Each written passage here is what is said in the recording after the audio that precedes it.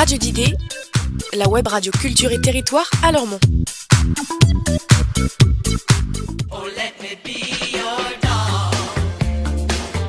Let me be your dog.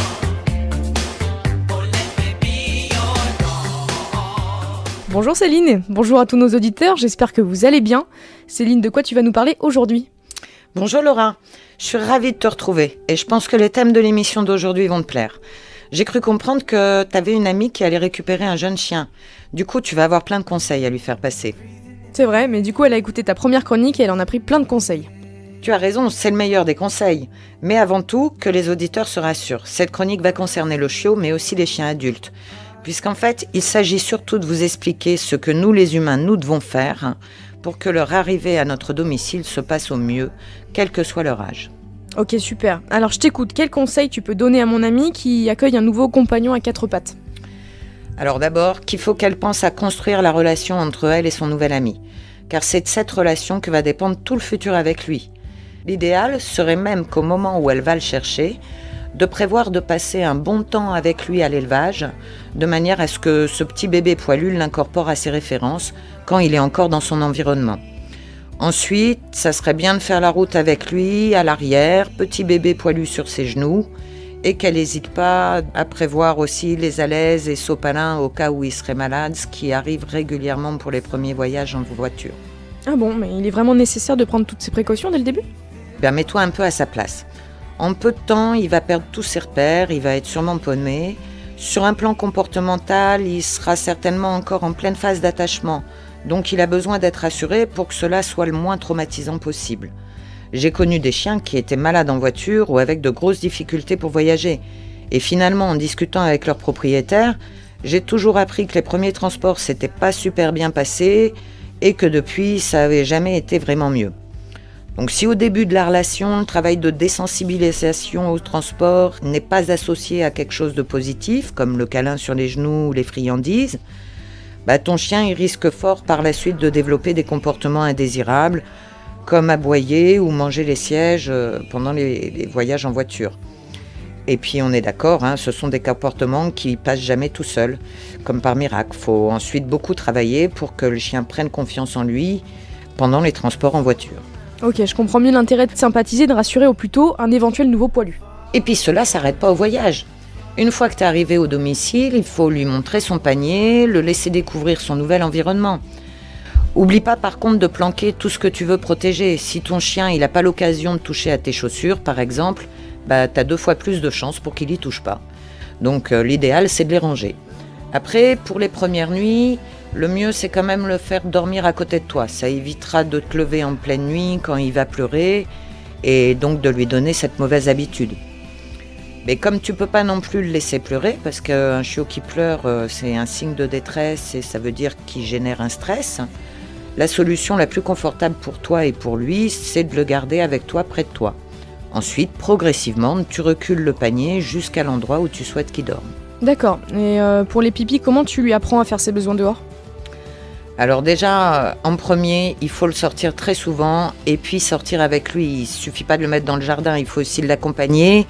Alors il faut le sortir très souvent, c'est-à-dire qu'un bébé, il faut que tu le sortes au minimum après qu'il ait mangé, qu'il ait bu, qu'il ait joué, qu'il ait dormi. Et puis alors à chaque petit besoin dehors, tu lui donnes une friandise. Juste au moment où il termine, t'attends pas qu'il revienne vers toi, tu lui demandes rien d'autre. Bien sûr, en cas d'accident à l'intérieur, que ce soit en ton absence ou pas, tu dis rien, pas un mot, pas un froncement de sourcil. Ton chien, tu dois ignorer les accidents à l'intérieur, mais par contre renforcer un maximum tous les pipis et les grosses commissions à l'extérieur. Ok, et j'ai entendu aussi parler de socialisation pour les chiots et les adultes, en fait, en quoi ça consiste ?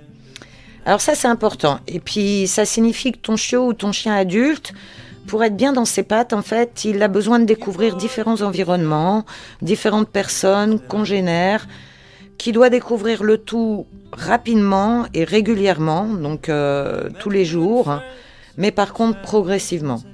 Le but, c'est que tu l'emmènes partout avec toi, mais que tu évites directement par contre les endroits qui seront trop bruyants ou avec trop de stimuli d'un coup. Évite bien sûr toute contrainte. S'il est en laisse, ta laisse doit toujours être longue et détendue, jamais de traction. Et puis enfin, tu penses à lui faire rencontrer d'autres chiots et chiens parce qu'il en a besoin. Par contre, impérativement, tous équilibrés puis sympas. Que des rencontres positives, que ce soit avec des chiens ou des humains.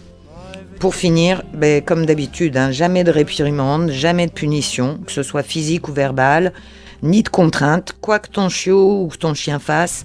Il y a de toute façon toujours un moyen d'éduquer sans punir.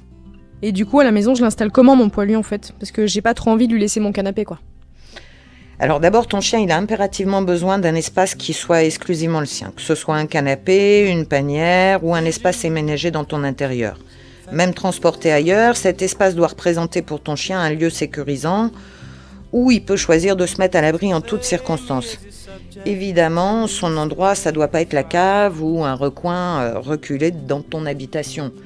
L'idéal, c'est pas d'isoler ton chien ni de le priver de contact, mais au contraire, par contre, de lui permettre de te soustraire spontanément ou quand toi tu as envie à toutes les situations excessivement stimulantes ou perturbantes. Bon, un exemple, t'invites une douzaine d'amis chez toi, ton chien va peut-être préférer se mettre à l'écart de cette meute d'humains. Ou à contrario, tu invites une douzaine d'amis chez toi, tu veux pas que ton chien vienne perturber votre rendez-vous, dans un cas comme dans l'autre, tu seras heureuse d'avoir renforcé son endroit. D'accord. Mais c'est quoi la stratégie à adopter pour renforcer son endroit ? Alors c'est pas très compliqué en fait, Laura. Pour conditionner positivement ton chien à aller dans sa panière ou sur son tapis, tu peux par exemple lui donner sa gamelle à l'intérieur à tous les repas. Après, quand ton chien rentre dans sa caisse pour manger ou sur son tapis, tu lui donnes un signal simple, panière, tapis, ça fera parfaitement l'affaire. Et puis après, dans tous les cas de figure, tu lui donnes systématiquement quelque chose d'intéressant et de sympa, aussitôt qu'il y rentre. Une poignée de friandises, un Kong fourré, toutes les activités masticatoires à ce moment-là sont les bienvenues.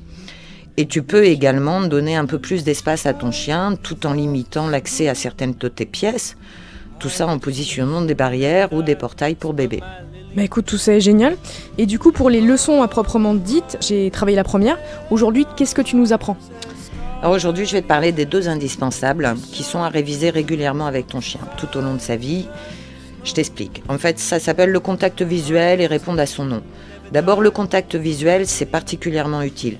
Si tu veux, dans tous les contextes où ton chien semble être en difficulté, il doit être prêt à t'accorder son attention, quelles que soient les circonstances. Ok, je dois donc lui apprendre à me regarder, mais comment est-ce que je dois faire ?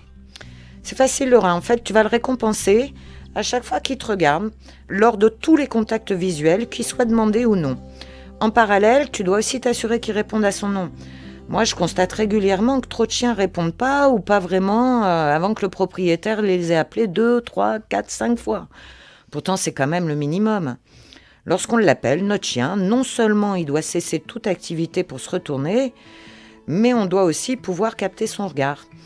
Donc de temps en temps, il faut renforcer ces 2 comportements. Faire quelques promenades où on va appeler le chien, d'abord dans un endroit calme, puis dans un milieu avec plus de stimuli, et le récompenser au moment où il nous regarde, donc en répondant à son nom.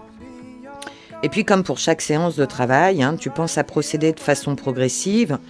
On peut par exemple dans un premier temps tout à fait utiliser la laisse pour le garder à portée de regard.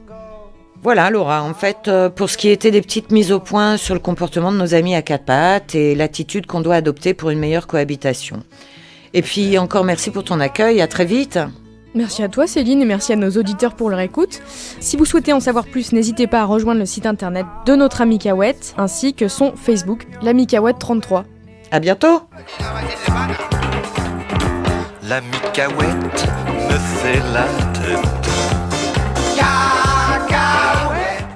Toutes nos actualités sur radio-didée.fr, Facebook et YouTube.